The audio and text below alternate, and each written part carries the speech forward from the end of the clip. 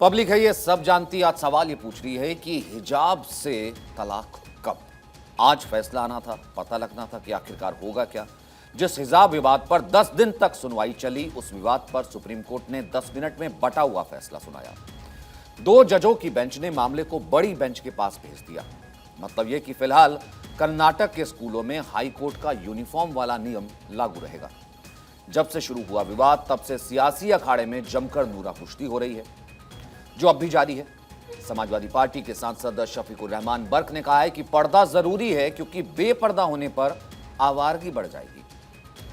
वहीं असदुद्दीन ओवैसी कह रहे हैं, अल्लाह का हवाला देते हुए, कि हाईकोर्ट का फैसला खराब है और ये हुक्म अल्लाह का है।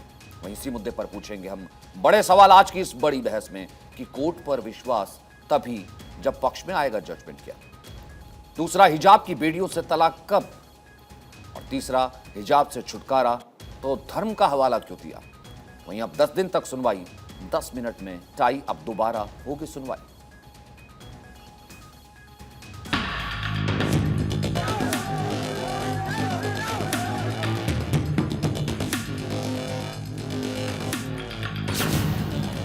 हिजाब पर विवाद रहेगा जारी। कोर्ट ने इस मैटर को अब आगे के लिए रेफर कर दिया है। वो उसके अंदर अब लार्जर बेंच के लिए रेफर करने के लिए उन्होंने आगे भेज दिया है। हिजाब थोपने की कानूनी जंग क्यों।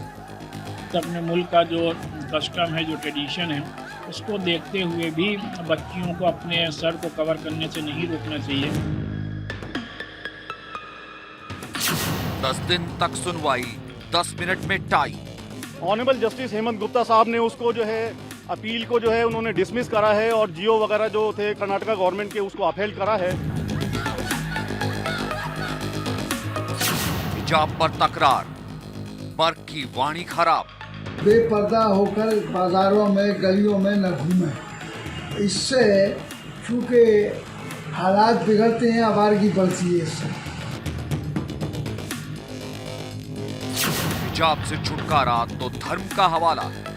हमें लगता है कि सर्वोच्च न्यायालय को इसमें स्पष्ट अपनी नीति अपनानी चाहिए और हिजाब पे पूर्णतया इन संस्थानों में प्रतिबंध करना चाहिए। जो संस्थान का ड्रेस कोड है वही लागू होना चाहिए।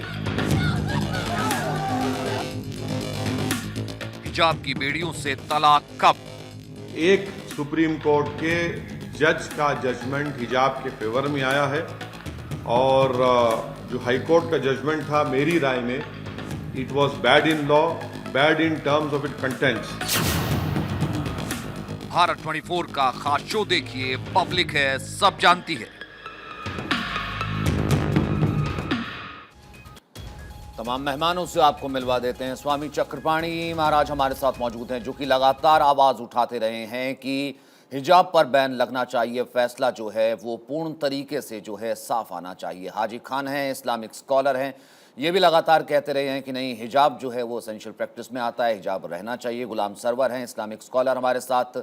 सुमन आहूजा हैं, जो कि वकील हैं, उनसे हम समझेंगे कि आज कानूनी पक्ष इसका क्या हुआ, जुराए क्या रही। मोहम्मद फरहान, जो कि AIMIM के प्रवक्ता हैं, वो भी हमारे साथ मौजूद हैं। और मेहरुद्दीन रंगरेज हैं, जो कि इस्लामी स्कॉलर हैं। मानवी तनेजा भी हमारे साथ जुड़ेंगी। सबसे पहले हाजी खान, क्योंकि आप स्टूडियो में हैं, लगातार मेरे साथ इस डिबेट्स का हिस्सा बनते रहे हैं। आज बहस वहीं पर आ गई है जहां से शुरू हुई थी, और मैं वहीं से ही शुरू करता हूं जिस सवाल को लेकर के पूरी दुनिया और भारत में भी तमाम लोग ये कह रहे हैं, हिजाब थोपने की कानूनी जिद क्यों। देखिए सचिन जी, हिजाब थोपा नहीं जा रहा है। हिजाब इस्लाम के एतबार से इस्लाम का, कुरान का, अल्लाह का हुक्म है। और क्योंकि अल्लाह के हुक्म है, जैसे 5 वक्ती नमाज, रोज़ा, ज़कात, हज, कुर्बानी, ऐसे ही एक हिजाब का है कि जो प्रॉफिट मोहम्मद सल्लल्लाहु अलैहि वसल्लम से कहा गया कुरान में, सूरे अहज़ाब में और सूरे नूर में, कि है मोहम्मद सल्लल्लाहु अलैहि वसल्लम अपनी बीबियों से, अपनी बेटियों से और मुसलमान औरतों से कहें कि जब वो अपने घर से निकलें तो अपने ऊपर ओढ़नी डाल लिया करें। रही बात यह कि किसी पर थोपा नहीं जाता, दीन किसी पर थोपा नहीं गया, न कभी पहले 1400 साल पहले थोपा गया, ना आज थोपा जाएगा। ये आपका पर्सनल मामला है कि आप हिजाब में रहना चाहते हैं, आप बिना हिजाब के रहना चाहते हैं। जो हिजाब में रहेगा उसको अपने हिजाब की जवाबदेही देनी होगी, जो बेहिजाब में रहेगा, जो पर्दा नहीं करेगा, उसकी अपनी। चलिए अब यहाँ से ना एक एक करके बात करते हैं। दो चीज़ें आपने कही, आपने कहा कि अल्लाह का हुक्म है हिजाब होना चाहिए। सर जब अल्लाह का हुक्म है हिजाब होना चाहिए फिर तो ये सबके लिए लागू होता है, अक्रॉस ऑल द गर्ल्स, जितनी भी महिलाएं हैं, लड़कियां हैं, सबके लिए लागू होता है, पर्दा होना चाहिए। फिर आप कहते हैं कि हिजाब थोपा नहीं जा सकता, दीन थोपा नहीं जा सकता, जिसकी मर्जी है वो पहने, जिसकी मर्जी है ना पहने। तो वही तो हो रहा है सर, जिसकी मर्जी है वो पहन रहा है, जिसकी मर्जी है वो नहीं पहन रहा है। फिर थोपने के लिए जिद क्यों, जब थोपा जाना ही नहीं है, जब मैटर ऑफ चॉइस है, तो मैटर ऑफ चॉइस के लिए कोर्ट क्यों गए हैं सर? नहीं, मैटर ऑफ चॉइस नहीं है, मैटर ऑफ चॉइस लोगों ने बना लिया है, उस पर इस्लाम ज़बरदस्ती नहीं कर रहा। अल्लाह का तो हुक्म है कि आप इस हालत, औरत औरत का 4 तरह का पर्दा है। नंबर 1 घर में रहे, नंबर 2 आवाज़ का पर्दा, नंबर 3 सतर का पर्दा, नंबर 4 चेहरे का पर्दा। ये इस्लाम ने लागू रखा, प्रॉफिट मोहम्मद सल्लल्लाहु अलैहि वसल्लम के ज़माने से आज तक चला आ रहा है, उसको जो फॉलो कर रहे हैं। जब पर्दे की आयत आई तो जो औरतें बाजार में थी ना, तो उन्होंने अपने बच्चों से चादरें मंगा के बाजार में रुक के फिर अपने घर वापस गई। जिसको मानना है वो मानता है, जिसको नहीं मानना। 5 वक्त की नमाज हर ईमान वाले पे फ़र्ज़ है। जो पढ़ रहे हैं उनकी जवाबदेही उनकी पढ़ने के एतबार से बनेगी, जो नहीं पढ़ रहे तो उनकी जवाबदेही भी उसी के एतबार से बनेगी। ऐसे ही पर्दे का मामला है कि जो लड़कियां करना चाहती हैं तो उनको करना चाहिए, और जो नहीं कर रही तो उन्हें नहीं करने का जवाब उन्हें देना होगा। मुझे, मौलाना को, किसी और को ये जिम्मेदारी नहीं है कि उससे कहें कि ज़बरदस्ती कर। ज़बरदस्ती इस्लाम में नहीं है। प्रॉफिट मोहम्मद सल्लल्लाहु अलैहि वसल्लम के 9 चचा थे, 2 ईमान लाए, हज़रत इब्न अब्बास, हज़रत तो जो हमजा। जो नहीं करती हैं सर, मुझे एक बात बता दी ना, जो नहीं करती हैं, जो टोपी नहीं पहनते हैं, जो दाढ़ी नहीं रखते हैं, जो नहीं करती हैं हिजाब, जो नमाज जो है 5 वक्त की कई बार नहीं कर पाते हैं, वो कमतर मुस्लिम हो गए क्या? क्या वो मुसलमान जो वो कमतर हो जाते हैं क्या? कमतर कोई नहीं, जवाब दे। ईमान तो सबके पास है, इसलिए मुसलमान है। अब जो अमल करेगा, अमल कुरान में अल्लाह ने एक आयत कही, बिस्मिल्लाहिर्रहमानिर्रहीम, वल अस्र इन्नल इंसाना लफ़ी खुस्र इल्लल लज़ीना आमनू व आमिलुस सालिहात व तवासौ बिल हक़ व तवासौ बिस सब्र। कसम ज़माने की खा के अल्लाह ने कहा है कि इंसान तौज़ी उम्र के खसारे में है, मगर वो लोग जो ईमान लाए, जिन्होंने नेक अमल करे, हक़ बात कही और तकलीफ आई तो सब्र किया, ये 4 क्वालिटी के लोग कामयाब होंगे। अब इसमें जो अमल करेगा उसकी अमल से बनती है ज़िंदगी, जन्नत भी जहन्नुम भी। ये खाकी अपनी फितरत में ना नूरी है ना नारी है। नहीं गुलाम सरवर, नहीं मैं फिर सारी डिबेट पर वहीं पर आ जाती है जब मैटर ऑफ चॉइस है। या तो अगर असेंशियल प्रैक्टिस है फिर तो आप प्रैक्टिस है, तो अभी आप कह रहे हैं फिर मैटर ऑफ चॉइस है। गुलाम सरवर, यहीं पर तो कॉन्ट्राडिक्शन आ जाता है ना। फिर अगर थोपा नहीं जा रहा है तो फिर ऐसा है कि जो पहन रहा है वो ठीक है, जो नहीं पहनना चाह रहा है वो भी ठीक है। तो स्कूल में मतलब आप पहनिए, आपको कोई रोक तो नहीं रहा है ना, पर स्कूल में पहन के जाने की और कॉलेज में पहन के जाने की जिद क्यों गुलाम सरवर?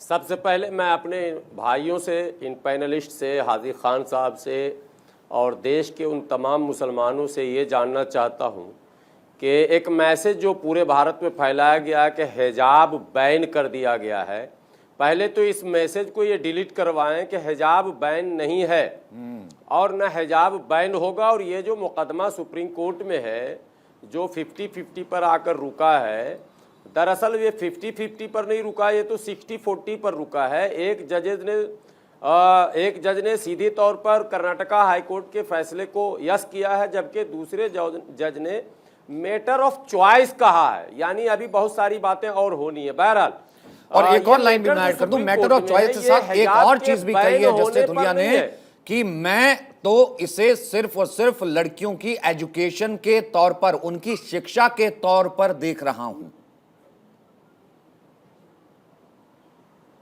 मैं जो कंप्लीट कर रहा हूं जरा, ये हिजाब बैन पर है ही नहीं बहस। अगर हिजाब बैन पर बहस होता तो कर्नाटका हाईकोर्ट का फैसला तो लागू है अभी। तो मैं जानना चाहता हूं कि क्या पूरे कर्नाटक में हमारी मुस्लिम महिलाएं, मुस्लिम बहनें बगैर हिजाब के चल रही हैं क्या?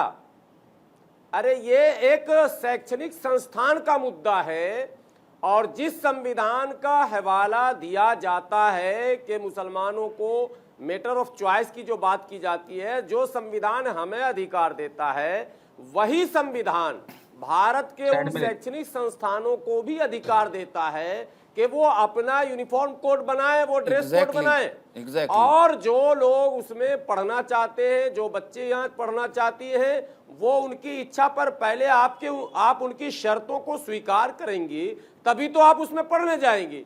ये अचानक बीच में नया मामला कहाँ से आ गया? अगर कोई कॉलेज जहाँ कोई शर्त नहीं है, कोई यूनिफॉर्म नहीं है, तो वहाँ कोई किसी भी यूनिफॉर्म में जाए, कोई आपत्ति नहीं है। जेएनयू में जाकर देखिए, नकाब वाली भी मिलेंगी और बगैर नकाब के भी। जामिया में जाकर देखिए, आप दूसरे और यूनिवर्सिटियों में जाकर देखिए, कोई परेशानी नहीं है। जिसको मन है वो नकाब पहन कर जाए, और चाहे वो क्या कहते हैं हिजाब में जाए, चाहे बगैर हिजाब के जाए। लेकिन आम हालतों में ये डिबेट, आम लोगों को ये मैसेज जा रहा है कि मोदी सरकार या मौजूदा अदालत जो है मुसलमानों पर थोप रही है और हिजाब प्रतिबंधित हो जाएगा। साहब, हिजाब प्रतिबंधित नहीं होगा और उस पर कोई बहस भी नहीं हो रही है। आप किसी शैक्षणिक संस्थानों को बाध मत कीजिए, ये असल बहस का विषय है। जो शैक्षणिक संस्थान भारत में अलग अलग नामों से जाने जाते हैं, बिल्कुल, उन्होंने अपना सिलेबस, अपना यूनिफॉर्म, अपना सब कुछ तय कर रखा है और यह अधिकार संविधान उनको देता है। अगर वो अभिव्यक्ति की स्वतंत्रता हमारे साथ है तो उनके साथ भी है। बिल्कुल जाहिर सी बात है। इसलिए ये बहस बिल्कुल गैर मुनासिब है। मैं समझता हूं देश के मुसलमानों को दिग्भ्रमित किया जा रहा है। फरहान, फिर फैसले को ही गलत कह देना, कोर्ट को ही गलत कह देना, क्योंकि पक्ष में फैसला नहीं आया उससे पहले कहना कि कोर्ट जो कहेगा मैं मानूंगा, ये तो फिर जाती हुई ना। देखिए, कर्नाटक हाई कोर्ट के फैसले को चीफ जस्टिस धुलिया जी ने रद्द करने का काम किया, तो इससे एक बात तो ये समझ में आती है कि सुप्रीम कोर्ट के चीफ जस्टिस साहब ये बात जान रहे हैं कि जो कर्नाटक हाई कोर्ट का फैसला था वो गलत था। भले ही अभी एक ही जज ने इस चीज को माना है। सर वो अब फैसला आपने पूरा पढ़ा है? सर वो फैसले की हाँ, टिप्पणी आपने तो पूरी पढ़ी है? आपने तो सर कर्नाटक हाई कोर्ट का फैसला था क्या, और आज क्या कहा जस्टिस धुलिया ने? आज उन्होंने बाकायदा कहा कि मैं इस मैटर को सिर्फ लड़कियों की एजुकेशन से जोड़ करके देख रहा हूं, नंबर एक, और ये मैटर ऑफ चॉइस है जिस पर अभी और बात की जानी बाकी है। इस कारण से उन्होंने कहा कि इस मेरिट पर ये याचिकाएं सुनी जा सकती हैं। कर्नाटक हाई कोर्ट के फैसले को मैं नहीं मानता हूं। ये था सर, ये थोड़ा ना कह दिया कि एसेंशियल प्रैक्टिस है। देखिए, ऐसा है कि अभी क्या नाम है, दूसरे बेंच में भेजा गया है 3 जजेस की। अब उसमें क्या फैसला निकल के आता है, ये चीजें विषय बात का है। मगर असल मुद्दा क्या है कि ये भारतीय जनता पार्टी द्वारा ये बनाए हुए मुद्दे हैं देश को गुमराह करने के लिए, कि देश को किस तरीके से गुमराह किया जाए। मैं एक बात पूछना चाहता हूँ, आज देश में इतनी बेरोजगारी चरम सीमा पर है, क्यों नहीं कोई लोग कोर्ट में जाते हैं और कहते हैं कि रोजगार कैसे मिलेगा, इस बारे में क्या नाम भारतीय जनता पार्टी तय करे। लोग, आप ये जान लीजिए कि स्वास्थ्य का सिस्टम चरमरा चुका है, इस मुद्दे पर कोई नहीं। आर्थिक मंदी का संकट अपने पूरे देश में छाया हुआ, इस मुद्दे पर कोई बहस नहीं होती। बहस के लिए सिर्फ एक मुसलमान है और उससे जुड़ी हुई, इसकी संस्कृति से जुड़ी हुई इसकी तमाम इदारे, यही एक इस देश में मुद्दा बना हुआ है। तो सर ये मुद्दा बना कौन रहा है? ये मुद्दा बना कौन रहा है? तो ये मुद्दा तो आपके जैसी पार्टियां बना रही है ना। मुझे एक बात बताइए, मुझे एक बात बताइए सर, ये मुद्दा बना कौन रहा है? ये मुद्दा तो आपके जैसी पार्टियां बना रही हैं। मुझे एक बात बताइए, हिजाब पर बैन की तो कोई बहस ही नहीं उठी, हिजाब पर कोई बैन था ही नहीं। ये मामला स्कूल से उठा, स्कूल कॉलेज से उठा कि वहां पर यूनिफॉर्मिटी की एक बात थी, उसको लेकर के कोर्ट गया और कोर्ट में उसको लेकर के मसला आया। सचिन जी देखिए, हम तो केवल जब से भारतीय जनता पार्टी बनी अपने आप को केवल इतना ही बात कह रहे हैं कि नहीं भाई, हर मामले में हम बता रहे हैं कि नहीं हम सही हैं। हमको इसके अलावा कभी भाजपा पर कोई बात बोलने का मौका ही नहीं दिया जा रहा है, क्योंकि भारतीय जनता पार्टी चाहती है कि इनको केवल उलझा के रखो अपने मुद्दों में, ये कि कोई और मुद्दा मीडिया में गिनाने ही न पाए, चाहे वो बेरोजगारी का मुद्दा हो, चाहे वो किसी चीज का मुद्दा हो, चाहे डेवलपमेंट का मुद्दा हो, किसी मुद्दे पर बात मोहम्मद फरहान मानवी तरीजा, इसमें वो वाली, इसमें वो बच्चियां भी तो हैं, इसमें वो महिलाएं भी तो हैं जो बिना हिजाब के जा रही थी, स्कूल पढ़ रही थी। ये तो एक सेक्शन ऑफ कुछ महिलाएं थी ना, या कुछ लड़कियां थी जो कि हिजाब पहनने की जिद पर अड़ गई। और यहाँ पर तो बहुत बड़ा सेक्शन था, बहुत बड़ी मुस्लिम थी जो बगैर हिजाब के जा रही थी। तो ये बहस फिर कहां से शुरू होगी? तो ये तो उनके लिए भी जबरदस्ती हिजाब थोपे जाने की जिद हो गई ना। तो कौन इसे हिंदू मुस्लिम बना रहा है? कौन इसे कह रहा है कि बीजेपी थोप रही है या फिर बाकी पार्टियां से हिंदू मुस्लिम कर रही है? मानवी नहीं नहीं, बिल्कुल बीजेपी नहीं थोप रही है। जबकि मैं इनको ये बोलना चाहती हूँ, काले रंग का जो कपड़ा की बात कर रहे हैं, ये किसी का मजहब नहीं बताता, मजहब नहीं दर्शाता। दूसरी बात मैं ये कहना चाहती हूँ, बहुत सारी ऐसी लड़कियां हैं, महिलाएं हैं जो हिजाब पहनना ही नहीं चाह रही। वो कहती है कि हमें बोलते हैं कि अगर आप हिजाब नहीं पहनोगे तुम सच्ची मुसलमान नहीं हो, अच्छी मुसलमान नहीं हो। ये कहेगा, आप बताइए, ये कहे की चीज है कि अगर आप तुम हिजाब नहीं पहनोगी तुम अच्छी मुसलमान नहीं हो। और बच्चियां, जहाँ स्कूल एक ड्रेस कोड होता है, स्कूल में आप ड्रेस कोड के बगैर नहीं जा सकते, आप वहां पे भी कह रहे हो कि अगर हिजाब नहीं पहनेंगे तो अंदर आप घुसने नहीं देंगे। ऐसे नहीं हो सकता। आपको बहुत सारी जगह है जहाँ ड्रेस कोड फॉलो करना पड़ता है। अगर आप ऑपरेशन थिएटर में हो तो आपको डॉक्टर का ड्रेस कोड पहनना पड़ेगा। अगर आपको फ्लाइट उड़ाना है तो आपको वहां का पायलट का ड्रेस कोड करना पड़ेगा। आप एंकर हैं, आपको भी अपने टाइप के कपड़े पहनने हैं। टीचर को भी ड्रेस कोड फॉलो करना पड़ेगा। तो हर जगह की एक नियम होती है, ड्रेस कोड फॉलो करना पड़ता है। और स्कूल एक ऐसी जगह है वहाँ पे कोई मजहब नहीं हम परख सकते, वहाँ पे सब इक्वल है। इक्वालिटी को वहाँ पे हमें दर्जा देना पड़ता है और ड्रेस कोड मेरे हिसाब से बहुत कंपलसरी है और यही होना चाहिए। लेकिन ये यहाँ पे मजहब को ले आते हैं क्योंकि यहाँ बस इनसिक्योरिटी की लड़कियां कहीं आगे ना निकल जाए। इन लोगों के लिए लड़कियों का मतलब है चूल्हा चौका संभालना, घर संभालना, आगे ना निकल जाए। इसी वजह से ये कहीं ना कहीं लड़कियों को दबाने की कोशिश करते हैं। अब ये फरमानी का एग्जाम्पल ले लीजिए। कुछ देर पहले फरमानी का एक गाना आया था जो हमारे देवी देवताओं पे उन्होंने गाया था, उनको इतनी आपत्ति हो गई थी, फतवा जारी कर दिया था। अरे क्यों लड़कियां आगे क्यों ना निकल जाए? इनको इतनी नहीं, और यहाँ पर तो देखिए ना, नहीं यहाँ पर तो देखिए डिबेट शुरू कैसे हो जाती है। सुमन आहूजा जी, मामला तो यहाँ पर कोर्ट में था और उससे पहले शुरू हो जाती है। यहाँ पर बर्क साहब ये कह रहे हैं, कितने बड़े नेता हैं और अपने आप को कितना आलिम कहते हैं, वो ये कह रहे हैं कि पर्दा तो होना चाहिए। आज का ये फैसला सही नहीं है, पर्दा यहाँ पर हटा, अगर हिजाब के बगैर अलाउ कर दिया तो आवारगी बढ़ जाएगी, आवारापन बढ़ जाएगा, माहौल बिगड़ जाएगा। सचिन जी, मैं इस बात का खंडन करती हूँ कि सबसे पहली बात तो आज के आधुनिक युग में हम महिला आधुनिकरण की बात करते हैं, महिला सशक्तिकरण की बात करते हैं, महिला शिक्षा की बात करते हैं। जहाँ इस देश की बेटियाँ, इस देश की धरोहर हैं, वो चांद और मंगल पर जा रही हैं, वकील बन रही हैं, जज बन रही हैं, डॉक्टर बन रही हैं। वहाँ आज हम पर्दे की बात करें तो पर्दा क्या, बुराई क्या सिर्फ औरत को देखने से बुराई होती है? क्या बुराई उन नज़रों में नहीं है जो मॉलेस्टेशन करते हैं? क्या बुराई उन हाथों में नहीं है जो औरत को छूते हैं? तो बुराई तो पुरुष समाज में है, तो उसके लिए औरत पर ही पर्दा क्यों लगाया जाए? और सबसे बड़ी बात, जो आज हिजाब का मुद्दा है, ये बहुत ही संवेदनशील विषय है। ये बेसिकली इसको क्या कहते हैं, मैं ये कहूँगी कि एक पॉलिटिकल मुद्दा ज़बरदस्ती बनाया जा रहा है। एक छोटी बच्चों की शिक्षा का जो मुद्दा, हिजाब का जो मसला है, बेसिकली वो शिक्षा का स्कूल है। हर स्कूल के रूल्स और रेगुलेशंस होते हैं, प्रोटोकॉल्स होते हैं, और हर इंसान को किसी भी स्कूल का फॉर्म भरने से पहले वो आपको फॉर्म दिया जाता है। आप जब किसी स्कूल या कॉलेज का फॉर्म भरते हैं, आप वहाँ का सारा सिस्टम देखते हैं, तभी उसमें आप अपनी एक्सेप्टेंस और सारी चीज़ें देकर आप उसमें एडमिशन लेते हैं। एडमिशन लेने के बाद आप कुछ सालों के बाद आप ये कह रहे हैं कि आप हिजाब पहनेंगे। और सबसे बड़ी बात, it's not a matter of personal interest.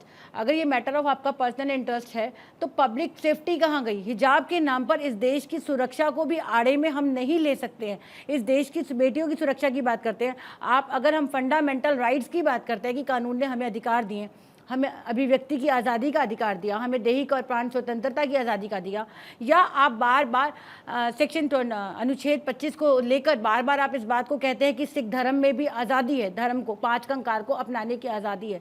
तो सिख धर्म में संविधान के अंदर ये लिखा गया है कि 5 कंकार उसका अनिवार्य हिस्सा है, लेकिन इस्लामिक धर्म में ये कहीं पर भी नहीं लिखा गया कि। और हाजिक साहब जैसे तमाम लोग जो हैं, हाजिक साहब कह रहे हैं, लेकिन इन्हीं के सेक्शन के तमाम लोग कहते हैं कि ये एसेंशियल प्रैक्टिस नहीं है, ये कुरान में नहीं लिखा गया है। कोई नहीं कह रहा, ये बाकायदा नहीं सर, बाकायदा कहा जाता है, वो कह रहा है कि थोपा नहीं जा सकता। हदीस को जाने ना रसूल को जाने ना अल्लाह को जाने, वो तीनों तरफ से बगावत कर रहा है। वो नबी से बगावत कर रहा है, वो अल्लाह से बगावत कर रहा है, वो कुरान से बगावत कर रहा है। ये तो आप खुद ही कह रहे हैं, स्वामी चक्रपाणी जी, ये तो खुद ही कह रहे हैं ना, आप ये कह रहे हैं कि आप तो अल्लाह से बगावत करें, ये तो खुद ही कह रहे हैं कि अगर एसेंशियल प्रैक्टिस है तो फिर आप साथ ये क्यों कह रहे हैं मैटर ऑफ चॉइस है? फिर वो कमतर कैसे होगी? अगर जो बगैर हिजाब की जाती है फिर वो आवारगी कैसे कर देगी?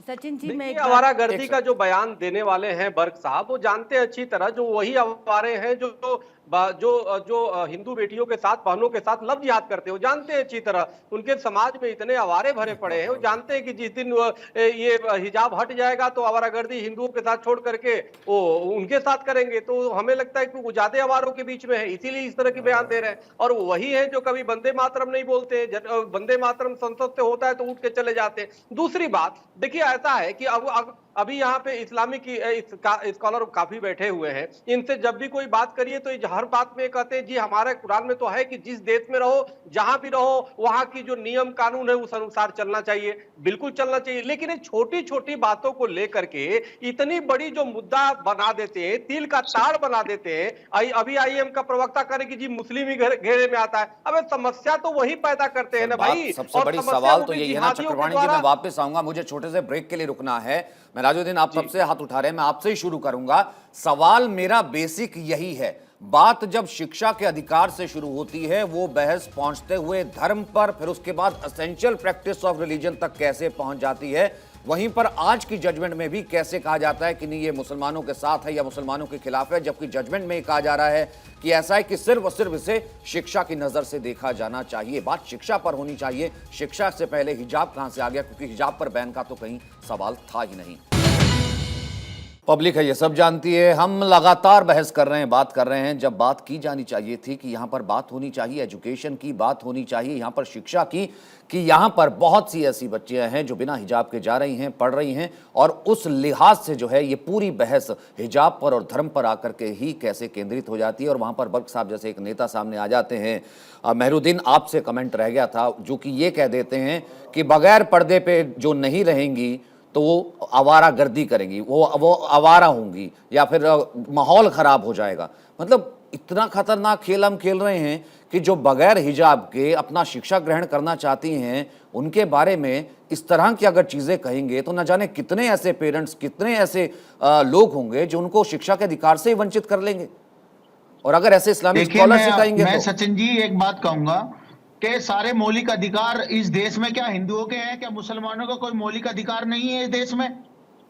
अब मैं आपको उसका उदाहरण देके बताऊं, जब स्कूल में पगड़ी, कड़ा और बिंदी पर बैन नहीं तो फिर हिजाब पर बैन क्यों? अगर यूनिफॉर्म, अभी यूनिफॉर्म की भी बात आई थी, अगर यूनिफॉर्म के रंग की कैप को इजाजत तो फिर हिजाब को इजाजत क्यों नहीं? भाई ये समझना पड़ेगा सचिन जी, 2014 के बाद से सारी चीजों को मुसलमान से जोड़कर देखा जा रहा।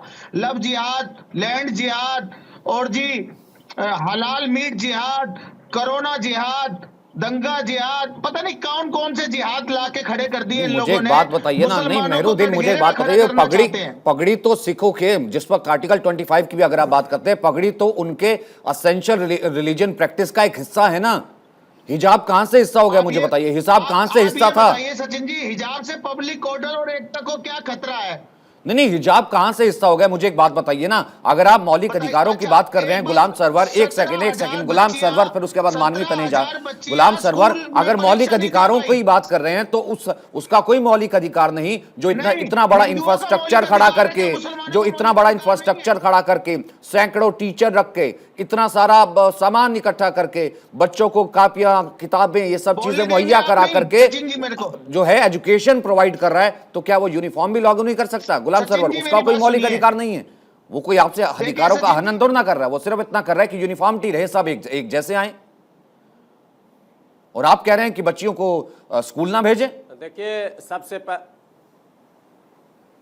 नहीं, आप जब सच्चाई को जानने के लिए थोड़ा सा पीछे जाना पड़ेगा। अभी ट्रिपल तलाक पर पूरे देश में हंगामा हुआ था। इससे पहले आपको याद होगा शाहबानों का मामला भी सड़क पर आ गया था। लेकिन दुर्भाग्य से सच्चाई लोगों को बताई नहीं जा रही है। अभी इन्होंने उदाहरण दिया सिख भाइयों के पगड़ी की।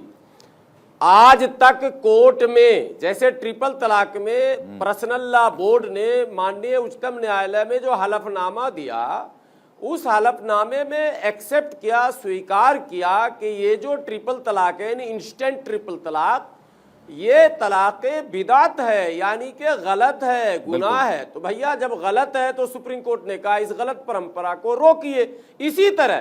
इसी तरह हिजाब एसेंशियल प्रैक्टिस है या नहीं है, माननीय उच्चतम न्यायालय को, पर्सनल लॉ बोर्ड को बताना पड़ेगा। और वो ये बता नहीं सकते क्योंकि वो साबित कर ही नहीं सकते कुरान से। अगर अब बताइए सर आप, नहीं अब जरा बताइए, आप कह रहे हैं कि वो अल्लाह का ही आदमी नहीं है, वो रसूल का ही आदमी नहीं है। नहीं, अभी आपको इस्लाम से खारिज कर रहे थे ना। मैं वही तो मैं कह रहा हूं ना सर, जब यहाँ पर बहस ये है ही नहीं, क्योंकि पर्सनल लॉ बोर्ड को, तो मैं वही तो कह रहा हूं ना कि बिना पग के सिख हो ही नहीं सकता, लेकिन बिना हिजाब के क्या जो मुसलमान है वो कमतर मुसलमान है? नहीं है। तो फिर ये एसेंशियल प्रैक्टिस कैसे हो गया? इस पर बहस कैसे आ गई? बात तो यही है ना सबसे बड़ी। हाजी खान साहब, आप इस पर जवाब दीजिए जरा। देखिए सचिन साहब, नहीं कोर्ट को संतुष्ट कीजिए गुलाम ना। सरवर साहब जो कह रहे हैं उन्हें जवाबदेही अपनी होगी कि वो कुरान को कैसे कोट कर रहे हैं। मैंने तो कुरान की सूरे अहज़ाब की आयत का तर्जुमा कोट किया है कि ए मोहम्मद सल्लल्लाहु अलैहि वसल्लम, अल्लाह कह रहे। अरे आपको न्यूज रूम में यहाँ बैठ करके कहने से क्या हो जाएगा? सर उसमें कुरान में देख लीजिए आप आयत। यहाँ बैठ करके कहने से क्या हो जाएगा? कोर्ट में नहीं, आप कोर्ट में नहीं प्रूव कर पाए ना। यही चीज तो महिलाओं के लिए कुरान को पढ़ा, वो 50-50 पे फैसला 50-50 पे फैसला हिजाब के पक्ष में नहीं आया है। 50-50 पे फैसला हिजाब के पक्ष में नहीं आया है सर। सचिन जी मेरी मैं बात सुनिए।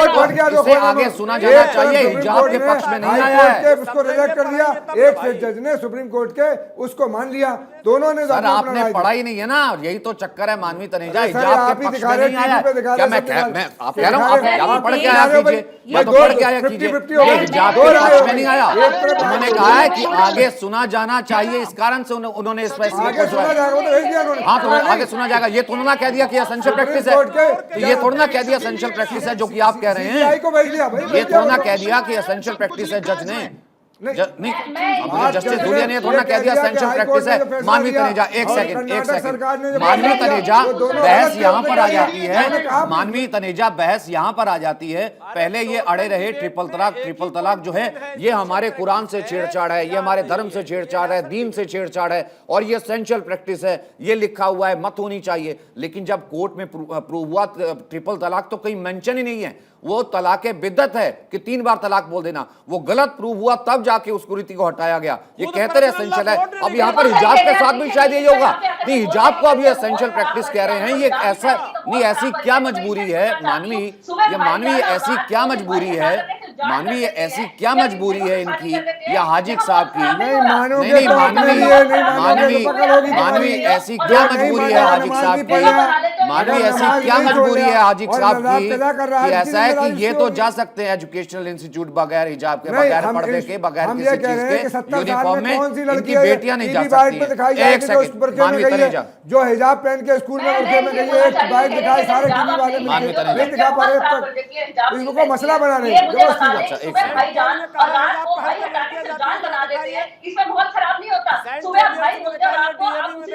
सरवर साहब एक सेकंड आता हूं। आप पढ़ाइएगा भी अपने बच्चे को, मेरा हुक्म मानो। बेचारी 7 साल की लड़की को, बच्ची को, उसको तो कुछ पता नहीं है, उसको भी आप बोलोगे लड़की पहनना चाहती है हिजाब। आपने तो ये भी डिबेट करी थी कि लड़कियां तो मैडम अगर उस देश में वो सर ढक लेगी तो क्या भारतीय संविधान में कमी आ जाएगी, क्या कोर्ट में कमी आ जाएगी? मैं ये पूछना चाह रहा हूँ कि एक लड़की ने अपने ड्रेस के एतबार से जो दुपट्टा सीने पे डाले, अगर सर पे ढक लिया तो उससे क्या प्रॉब्लम आ गई? तो आप जो अगर नहीं ढक रही है तो उससे आपको क्या प्रॉब्लम आ गई? प्रैक्टिस तो यही है ना चक्रपाणी महाराज जी, चक्रपाणी जी, जो अगर नहीं ढक रही है तो उससे इनको क्या प्रॉब्लम आ गई? वो आवारा क्यों हो गई? स्कूल के संविधान में क्या कमी आ गई? अरे सर मैं कह रहा हूं संविधान में क्या कमी? अच्छा ठीक नहीं, कोई कमी नहीं आई, कोई कमी नहीं आई। आता हूँ एक सेकंड, नहीं आता हूँ एक सेकंड। चक्रवाणी जी कोई कमी नहीं आई, मैं तो कह रहा हूँ उससे संविधान में, ड्रेस कोड में या स्कूल के ड्रेस कोड में क्या कमी आ गई? कोई कमी नहीं आई। लेकिन अगर वो नहीं पहन के जा रही है, ध्यान से सुनिएगा, नहीं पहन के जा रही है तो फिर वो आवारा कैसे होगी? तो फिर इनके संविधान में कैसे कमी आ गई? तो मुझे बताइए इनको क्यों दिक्कत होगी अगर वो नहीं पहन के जा रही है? तो इनको इस्लाम से क्यों खारिज कर रहे हैं अगर एसेंशियल प्रैक्टिस है? खारिज ना किसी को अधिकार है खारिज करने का सचिन जी। सचिन जी ये बहुत ही सचिन जी बोल सचिन जी ये बहुत ही दुर्भाग्यपूर्ण बात है कि बच्चे स्कूल गए कौन से सचिन जी या फिर नॉर्मल स्कूल में? यूनिवर्सिटी में नहीं, स्कूल गए, जामिया यूनिवर्सिटी में गए, उससे पहले स्कूल गए होंगे। सारे स्कूल जामिया से करा उन्हें, सारी नहीं स्कूल तो गए होंगे। हाँ जी स्कूल गए, यूनिफॉर्म पहन के जाते थे, यूनिफॉर्म पहन के जाते हैं या बुर्का पहन के जाते थे? बुर्का जाते हैं और हमारे 4 स्कूल है भाई। स्कूल आपकी बात नहीं कर रहा हूं मैं, लड़कियां आपकी बात नहीं कर रहा हूं। स्कूल में कॉन्वेंट स्कूल वगैरह में पढ़ाया होगा ना? नहीं कॉन्वेंट स्कूल, किसी अगर कोई लड़की अपने सर पे दुपट्टा रखे उससे स्कूल के ड्रेस कोड को क्या फर्क है? मुझे समझ आ दीजिए, ये बताएं। नहीं मुझे एक बात बताइए सचिन जी, आप देखिए ईरान में बेटियां बुर्का फेंक रही हैं, हिजाब फेंक रही हैं, और यहाँ पे हाजी खान देश को मुस्लिम राष्ट्र बनाने के चक्कर में बेटियों को जबरदस्ती हिजाब पहना रहे हैं। और इन्हीं का मौलाना, इन्हीं का अबू लागू है। सुन लीजिए, अरे सुनो भाई, हाजी का बीच में मैं नहीं बोल रहा था। अरे सुनो ना, सुनो, अरे सुनो भाई बीच में, और आपके अच्छा लग रहा है आपको? सुनो जो लड़की आपको बिल्कुल बनाना नजर आपको अच्छी लग रही है, जो अजीब दुनिया का कानून है कि जो अपना सर रख ले वो जुर्म हो गया। अगर किसी ने नहीं ढका वो आवारा कैसे होगा? नहीं, वो आवारा कैसे होगा? कोई आवारा नहीं नहीं, वो बस साहब कह रहे हैं वो कमतर मुस्लिम कैसे होगा? उसको पढ़ाई का अधिकार है कि नहीं? उसको पढ़ाई का जिम्मेदारी होगी। अरे उसको पढ़ाई का अधिकार है कि नहीं है? उसको पढ़ाई का अधिकार नहीं, उसको पढ़ाई का अधिकार है कि नहीं है? सुमन आहूजा, ठीक है, चक्रपाणी जी एक सेकंड आता हूँ। सुमन आहूजा कुछ कहना चाहती हूँ, फिर आता हूँ चक्रपाणी जी। कहना चाहूंगी कि जिस तरह के संविधान ने फंडामेंटल राइट्स दिए हैं, तो हमारी फंडामेंटल ड्यूटीज़ भी दी हैं, तो वो ड्यूटीज़ सभी के लिए इम्प्लीमेंट होती है। हम लोग अपने बार बार अधिकारों की बात तो करते हैं, लेकिन देश की सुरक्षा की बारी आती है तो हम अपनी फंडामेंटल ड्यूटीज़ को भूल जाते हैं। अल्पसंख्यक कानून के तहत मुस्लिम लोगों को अपने धर्म की सुरक्षा करने के लिए, अपने धर्म के लिए उन्हें कुछ राइट्स दिए गए, जिसके तहत इन्होंने मदरसे बनाए। अब मदरसे के अंदर इन महिलाओं को हिजाब पहनने का अधिकार है, लेकिन पब्लिक लाइफ में, स्कूलों में रूल्स और रेगुलेशंस को तोड़ने का या डिस्ट्रॉय करने का, पब्लिक इंटरेस्ट को डिस्ट्रॉय करने का इनको कोई राइट नहीं है। हम तो कल उनकी वो एक लड़की आई थी, मुसलमान हुई थी अलीगढ़, वो जो कह रही है हिंदुस्तानी औरतों जो हम थूक के आ रहे हैं उसे चाटने की कोशिश कर रहे हैं, फैशन वो हमने थूक के first of all mind your language. आप किसी भी औरत की डिग्निटी के लिए से बात नहीं करनी चाहिए। वैसे अपने आप स्कॉलर कहते हैं, आपने अगर किसी ने गलत बयानी की तो आप यहाँ महिलाओं के बीच बैठ गए। आपकी प्रॉब्लम ये है ना, सबसे बड़ी बात आपकी प्रॉब्लम ये है, साथ बैठ करके कोई महिला अगर जवाब दे दे आपको तो वहां पर आपको दिक्कत हो जाती है। आपकी प्रॉब्लम ये है, आपकी प्रॉब्लम ये है, आपकी प्रॉब्लम ये है, आपके साथ कोई बैठ जाता है ना, आप तिलमिला जाते हैं कि भैया ये बुर्के में पर्दे में घर क्यों नहीं बैठी है।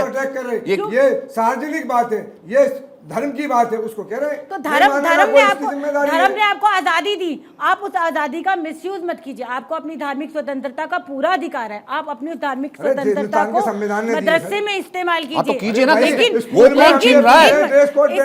वो कौन छीन रहा है? अपना सर ढक लिया तो कौन सा जुर्म हो गया भाई? ये बताओ उसकी एजुकेशन क्या हमारे सर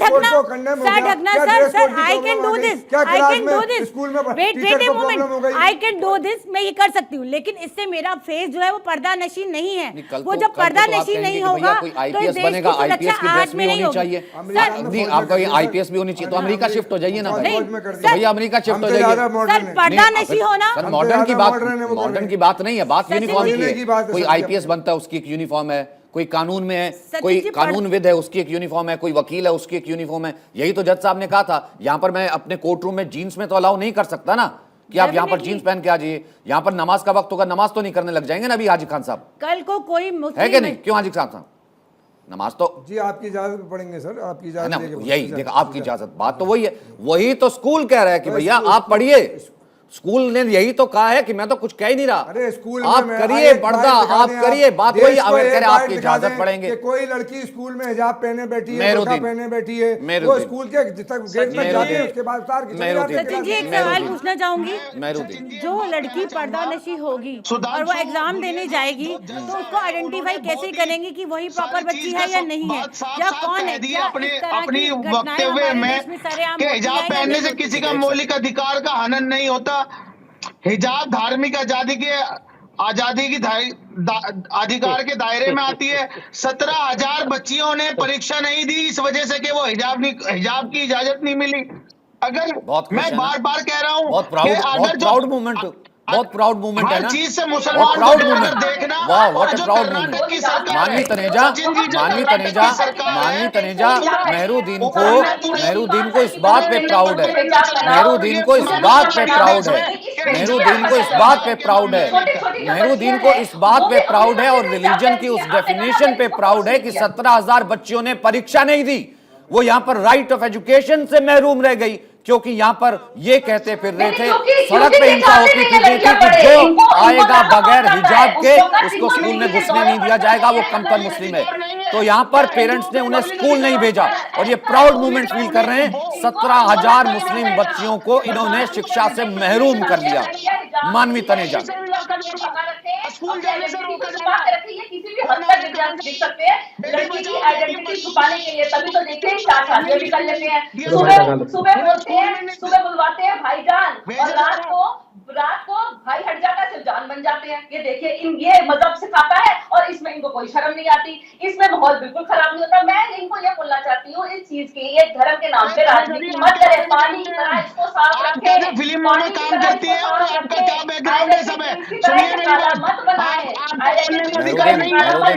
आपसे तो मुझे नहीं लगता कि सर्टिफिकेट, आपसे तो कोई सर्टिफिकेट मुझे नहीं लगता कि आपसे किसी सर्टिफिकेट की दरकार है मानवी तनेजा को। मुझे नहीं लगता, जो पढ़ लिख करके अपने पैरों पर खड़े होकर के इतना जिसने नाम किया, मुझे नहीं लगता। जहां पर आप 16,000 17,000 मुस्लिम बच्चियों के स्कूल छोड़ने पर क्योंकि उन्होंने हिजाब नहीं पहना प्राउड फील करते हो, वहां पर आपसे सर्टिफिकेट तो नहीं चाहिए। चक्रपाणी जी महाराज, मानवी में आपका ऑडियो ठीक करवाता हूं। चक्रपाणी जी, देखिए सचिन जी, ये बड़ा दुर्भाग्य की बात है कि एक तरफ तो उनको परीक्षा से अलग कर दिया गया इनके जिहादियों के मानसिकता की वजह से और विवाद करके, दूसरी तरफ उन्हीं बेटियों को, मुस्लिम बेटियों को, बहनों को ये आवारा गर्दी की बात कर रहे कि वो आवारा बन जाएगी। बताइए कितनी दुर्भाग्य। हमें तकलीफ हो रहा है क्योंकि हमारी भी वो बहन है, हमारी भी बेटी है। आप जरा बताइए कि बर्क साहब इस तरह की भाषा बोल रहे हैं जो सांसद हैं, और ऊपर से हाजी खान जैसे लोग जो इस्लामिक स्कॉलर और तमाम लोग हैं वो समर्थन कर रहे हैं, वो खिसक गए पीछे से, बेटियों को गाली दे रहे हैं, वो चले गए पीछे से, खिसक गए नहीं, वो चले गए पीछे से, खिसक गए। जब मैंने उनसे पूछा कि यहाँ पर नमाज पढ़ने लग जाएंगे, एसेंशियल प्रैक्टिस है, क्योंकि मेरे यहाँ पर रूल कायदे हैं, तो उन्होंने कहा कि नहीं आपकी इजाजत से पढ़ेंगे। तो मैं कहा वैसे ही इजाजत से, स्कूल कह रहा है। सचिन जी, इतने वो चले गए, खिसकने वाले लोग ही हैं, ये लोग खिसकने वाले लोग हैं। ये पाकिस्तान खिसक जाए तो अच्छा है, मुस्लिम देश खिसक जाए तो बल्कि अच्छा है, क्योंकि जब तक रहेंगे ये लोग विवाद करेंगे। हर 3 महीने पे एक मुद्दा देते रहेंगे, वो चाहे नुपुर शर्मा हो, चाहे ये हिजाब का मामला हो, चाहे अन्य मामलों में लेके उलझाते रहेंगे, पूरे देश की समय बर्बाद करेंगे। नहीं, वही तो मैं कह रहा हूँ, आप कौन होते हैं पाकिस्तान भेजने वाले, या हम कौन होते हैं? तो हमारा तो काम सिर्फ इतना है ना, ताकि कम से कम जो हकीकत है वो दुनिया के सामने आनी चाहिए, लानी चाहिए कि भैया यहाँ पर मामला एजुकेशन का है, शिक्षा का है, मजहब का नहीं है। और शिक्षा में आपने मजहब का बना दिया। दुर्भाग्यपूर्ण है ना, ये दुर्भाग्यपूर्ण है। हिंदू भी ठान ले कि हम भी भगवा के अलावा कुछ धारण नहीं करेंगे, हम भी भगवा पटका पहन के जाएंगे, तो हो चुका है उनका कल्याण। सवाल है कि कोई भी संस्थान है वो अपनी तय करती है कि कैसा ड्रेस कोड होगा, अब उसमें भी जबरदस्ती आप इस्लाम को घुसा रहे हैं, ये तो गलत बात है ना। आपका अलग रखो, मदरसे में जाओ ना पढ़ने, वहां कौन रोकता है? गुरुकुल में बच्चे जाते हैं, चोटी रख के जाते हैं, कौन रोकता है? लेकिन आप यहाँ जबरदस्ती अपनी वो करो, इस्लामीकरण करो, यानी कि संस्थानों का इस्लामीकरण करो, ये तो ठीक बात नहीं है ना। आपको एक दायरे में रखना पड़ेगा। इस्लामीकरण नहीं हो सकता और ना यह हिंदू राष्ट्र बन सकता। ये देश संविधान और कानून पे चलने वाला देश है। पीएफआई बना रहा था, यहाँ पे देश संविधान मुस्लिम राष्ट्र पीएफआई बना रहा था, वो सलाखों के पीछे उस पर बैन लग गया। हिंदू राष्ट्र यहाँ कोई नहीं बना रहा, मुस्लिम राष्ट्र बना रहा था सर पीएफआई। क्योंकि यहाँ पर चर्चा होनी चाहिए, हिजाब से आजादी की बात होनी चाहिए, एजुकेशन की, लेकिन यहाँ पर कानूनी तौर से हिजाब थोपने की कहीं ना कहीं बात हो रही है। गुलाम सरवर भाई, मुस्लिम बच्चियां तो कितने वक्त से स्कूल जा ही रही थी ना भाई। अगर रिलीजियस प्रैक्टिस के लिए जाती हैं, मदरसे में भी जाती हैं। गुलाम सरवर जी, रिलीजियस प्रैक्टिस के लिए जाती हैं तो मदरसे में भी जाती हैं, बच्चियां भी जाती हैं, बच्चे भी जाते हैं। फिर वो अगर वो कॉन्वेंट स्कूल जो बाकी स्कूल जा रहे हैं वहाँ पर उस हिसाब से यूनिफॉर्म है, उस तरीके से जा रही हैं। लेकिन अचानक ही ये बहस कैसे शुरू हो गई, जहाँ पर कुछ बच्चियों ने जिद की कि मैं हिजाब पहन के जाऊंगी, और इस बहस को इतना बड़ा रंग दे दिया गया कि मानो इस देश में मुसलमानों को अपने रिलीजन के प्रैक्टिस की इजाज़त भी नहीं है, जबकि ऐसा कुछ भी नहीं हुआ है। आप उस दृश्य को देखें जिस दिन ये घटना घटी थी। एक बच्ची स्कूटी से आती है, हिजाब में स्कूटी लगाती है, और 15-20 बच्चे भगवा गमछा पहनकर आते हैं और जय श्री राम और नारे तकबीर के नारे लगाए जाते हैं। मतलब साफ है, 2 बातें होंगी, या तो दोनों को आपस में पता होगा कि हम इस समय पहुंचेंगे, तुम इस समय पहुंचो, और ये विवाद पैदा करना। एक तो ये पक्ष है। दूसरा पक्ष है, सिंपल सी बात है कि जिस स्कूल ने ये बात कही कि हिजाब हमारे यहाँ अलाउड नहीं है, क्या वाकई उस स्कूल में हिजाब जैसी दूसरी और चीजें, उसमें पगड़ी की बात बिल्कुल नहीं। पगड़ी की बात जो लोग कर रहे हैं उनको ज्ञान नहीं है। वो सिखिज्म का एसेंशियल पार्ट है। वो सेना में भी रहेंगे तो पगड़ी बांध कर रहेंगे। मुसलमान टोपी और दाढ़ी में सेना में नहीं जाता। बिल्कुल। तो ये एकदम अलग है सब्जेक्ट। तो अगर उस इंस्टीट्यूशन का यूनिफॉर्म ऑलरेडी पहले से तय है तो विवाद की गुंजाइश ही नहीं है। जिनको अपनी बच्चियां को पढ़ाना है वो अपने उस संस्थान को चुनेंगे जहां उनकी बच्ची फिट बैठती है। ऑटोमेटिकली कोई सेंट जेवियर, सेंट पॉल्स, ये डीएवी या डीपीएस या इस तरह की किसी भी स्कूलों का कुछ आप चुनते हैं तो आप पहले एडमिशन से पहले जाते हैं, उनके प्रोस्पेक्टस होते हैं, उसमें सारी शर्तें होती हैं। आप उन शर्तों पर साइन करते हैं, पेरेंट्स साइन करते हैं और फिर बच्चे जाते हैं। तो ये विवाद बनाया गया है, ये बिल्कुल कहीं से कोई दो राय नहीं। लेकिन विवाद भाजपा की तरफ से बनाया गया ये कतई नहीं। इसमें पूरी तरह से जो कथित तौर पर हमारे ट्रेडिशनल लीडर हैं वो इन्वॉल्व हैं और वो पूरे भारत के मुसलमानों को मिसगाइड कर रहे हैं। और एक बात मैं अदब और एहतराम से आदरणीय चक्रपाणी जी महाराज से कहूंगा, आप महान संत हैं, बड़े संत हैं, संत महात्मा धर्मगुरु, चाहे किसी भी धर्म का धर्मगुरु हो, वो ऐसी वाणी बोलिए जो सबके दिल को छू ले। आप पाकिस्तान मत भेजिए, उसके लिए कई लोग पहले नहीं सर, कोई नहीं भेज रहा सर। और और हमें गर्व है आप जैसे, हमें गर्व है आप जैसे मुसलमानों पर। कोई नहीं भेज रहा सर, जिसको जाना था वो चले गए। हमें गर्व है आप जैसे लोगों पर, हमें आप जैसे लोगों पर गर्व है सर। कोई नहीं भेज रहा। सरवर साहब आप जैसे, अरे सर हमें गर्व है आप जैसे लोगों पर, गर्व है आप जैसे लोग जो है हमारी डिबेट का हिस्सा बनते हैं, मेरे साथ यहाँ पर आते हैं, इस चर्चा का हिस्सा बनते हैं। बहुत बहुत शुक्रिया सर, मेरे पास वक्त इतना ही था इस सार्थक चर्चा के लिए। बहुत बहुत शुक्रिया। पब्लिक है, सब जानती है, मेरे साथ हिस्सा लेने के लिए।